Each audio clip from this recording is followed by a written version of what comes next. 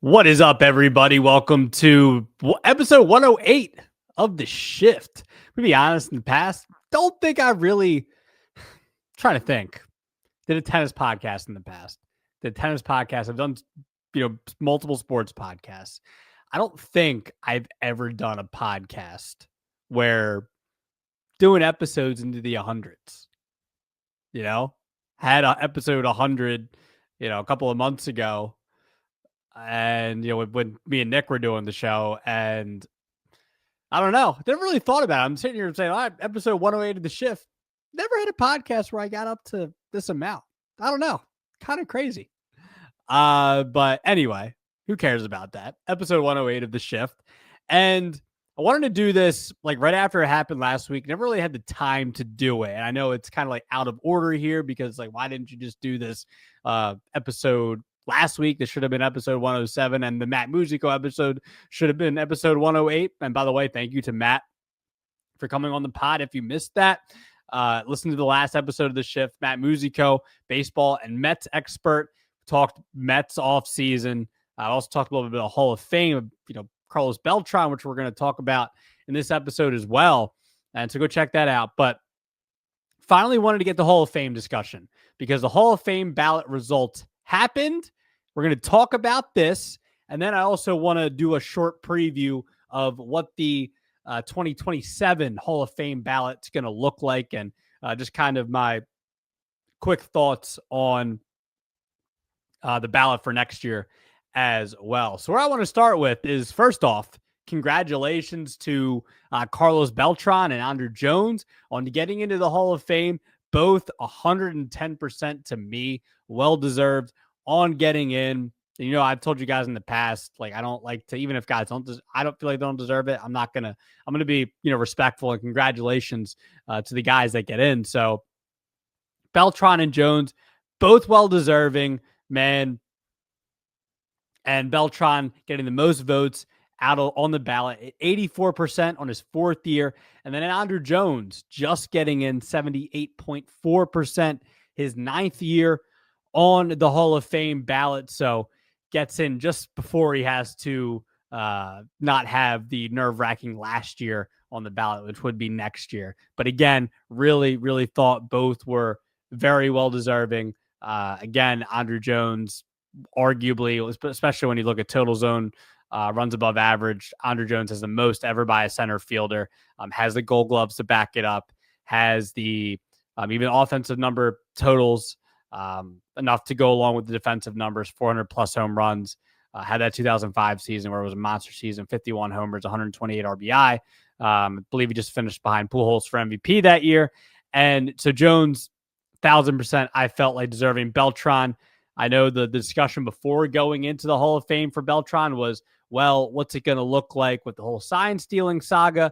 And it seems like the whole sign stealing thing with the Astros has died down the last couple of years. And by the way, I just thought Beltran, even looking at before the 2017 season, like he was already a Hall of Famer before then, with Kansas City, Houston, New York, obviously, the Cardinals. So yeah, Beltran, to me, Hall of Famer for sure. He gets in deservedly on his fourth try on the ballot. Now, like I mentioned with Matt, where we talked about in the last episode, is going to be interesting to see what cap he goes in with. And we talked about in the show. I haven't looked at it since we did the episode, but I was trying to think about guys that have gone into the Hall of Fame with just no cap for a specific team. I know there definitely are a few out there. There's none that really like come to mind off the top of the head. But it's going to be interesting to see who Beltran goes with because, Beltran came up as a Royal, but had probably had his best years with the Mets. I don't know. He had some really underrated years with the Royals early on for sure. So it's going to be interesting to see what cap Beltran goes into the Hall of Fame with, but Beltran and Jones, 1,000% were deserving. And some of my other thoughts from this year's Hall of Fame ballot was really surprised. I was not surprised about Chase Utley. Chase Utley, a jump from 30 to 40 to now 59% on the third year on the ballot. That is huge for Chase Utley. That is huge because we're going to get into next year's ballot. There's only really like one or two guys that stand out to you.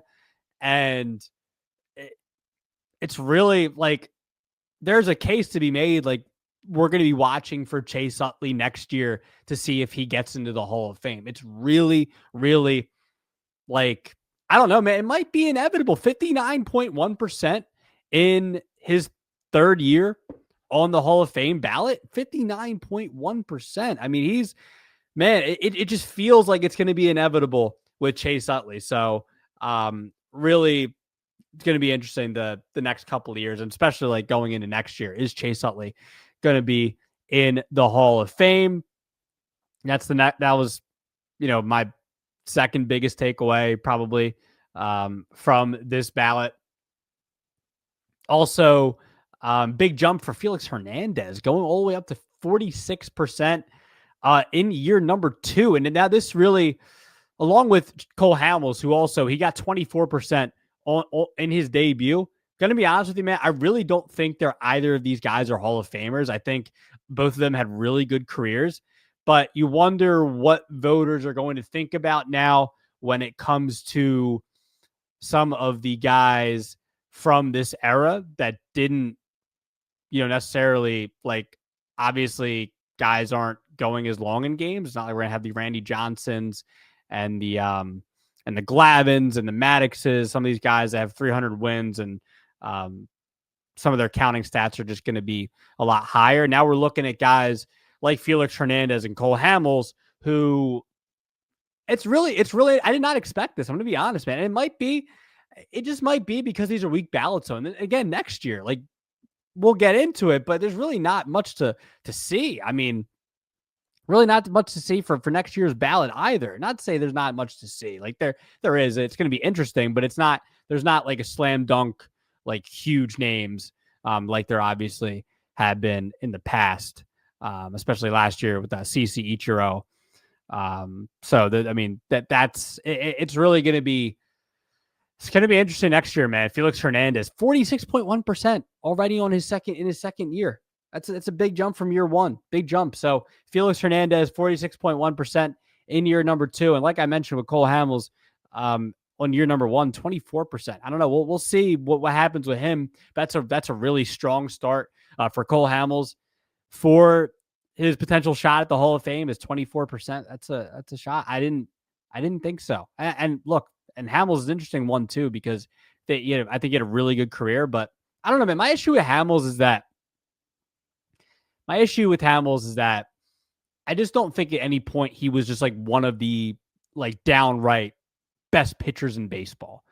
Maybe that's a little disrespectful towards him. I don't know, but I mean, obviously, like, he had great numbers, unbelievable numbers, had some great, like, top 5 Cy Young finishes like a few times. But other than that, like Cole Hamels, I don't know, man. Just I'm surprised that in year 1 that he was able to get that many in his debut on the ballot. By the way, a couple of top 6 Cy Young finishes and 1 top 5 Cy Young. So I just wanted to make sure that was right. Also, Andy Pettitte. It's just, here's the thing though. Andy Pettitte, so he gets 46% in year number 8. I don't know, or 48%. Sorry, I was looking at Felix again. 48, 49% for Pettitte. Not sure exactly what it's going to mean for him in the end. He's still got Dr. HGH in his career. Not sure how much it's going to really end up being for Andy Pettitte for him to get in the Hall, but we'll see. A couple more years at 48, 49% for Pettitte. And then one last thing, I guess. Manny Ramirez he's, I guess, the only one that was on the final year on the ballot, and he finishes with 39% on this year's ballot, 10th and final year on the ballot. Look, I said it before when I, was previewing, this year's ballot.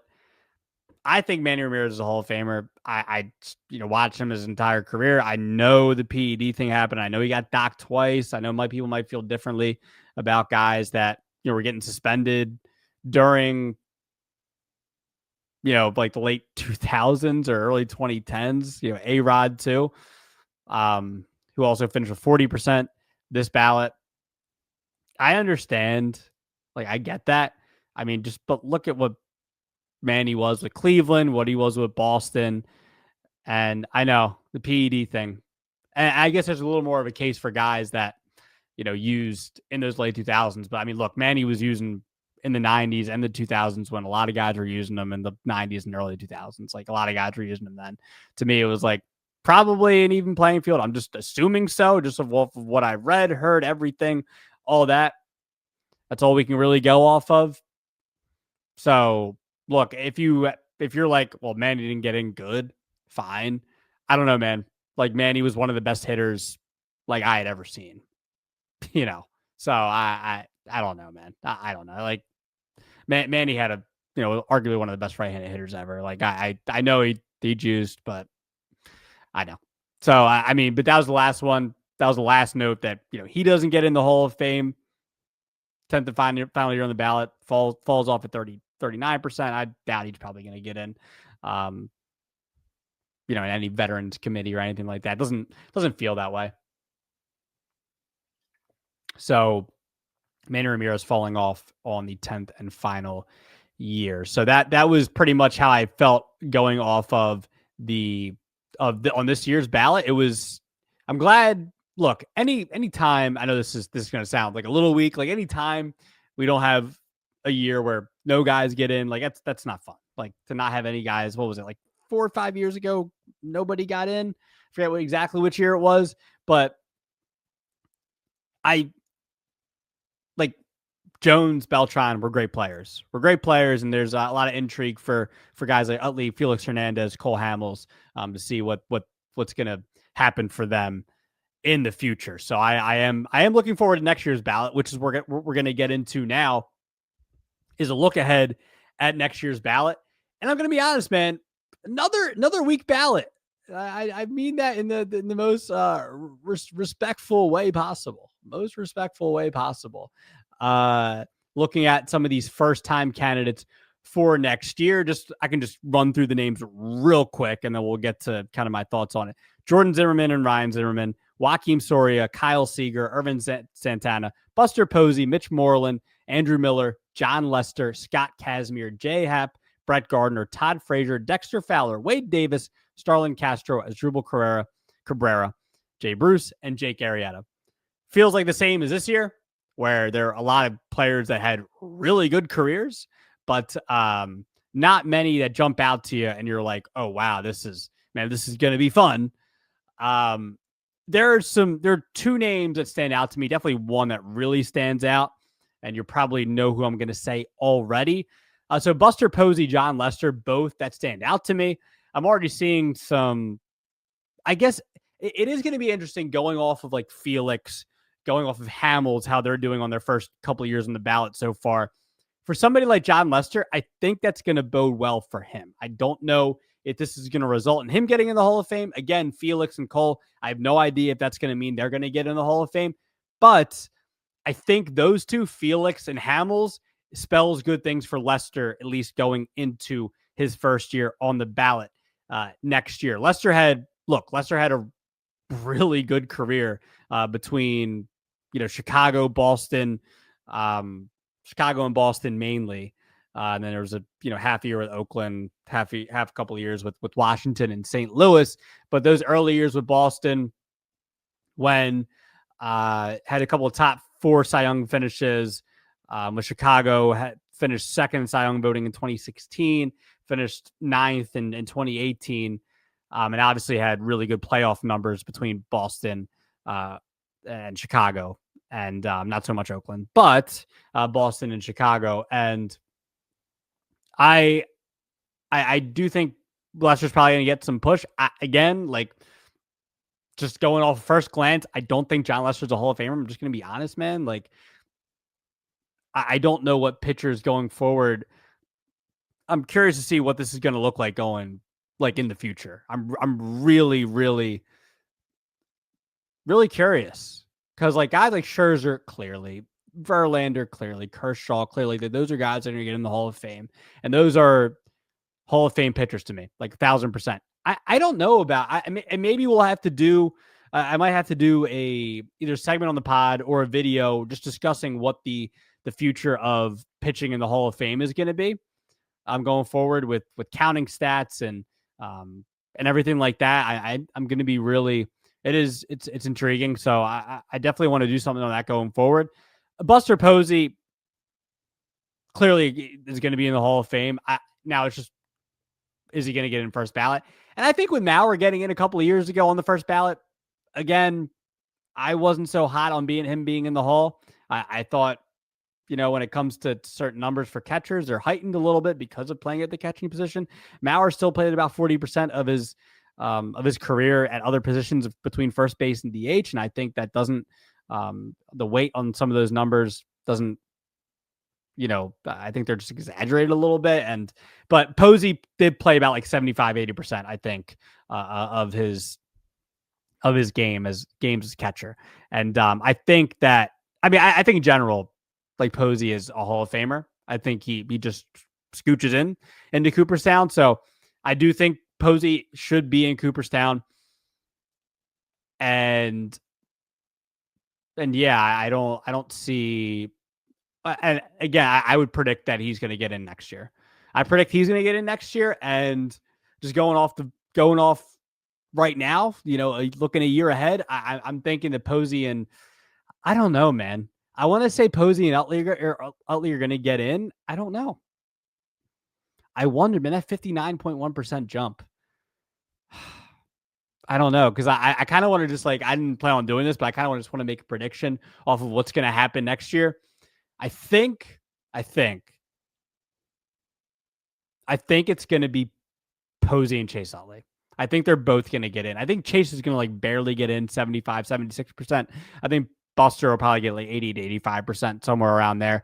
And I think those two will get in next year. But the ballot next year, not super duper duper hot with some of these first time candidates, but it's going to be really intriguing to see what's going to happen with Hamels, with Felix Hernandez, with Chase Utley, with Buster Posey, and John Lester too. I think those are the big names to watch for next year. But yeah, I think those are probably the 5 names. So let's do it again. Utley, Felix Hernandez, Cole Hamels, John Lester, Buster Posey. Am I getting those? Are those the 5 names that we're all really interested in seeing what's going to happen next year? Maybe A-Rod. I don't know if there's going to be more love for A-Rod going forward.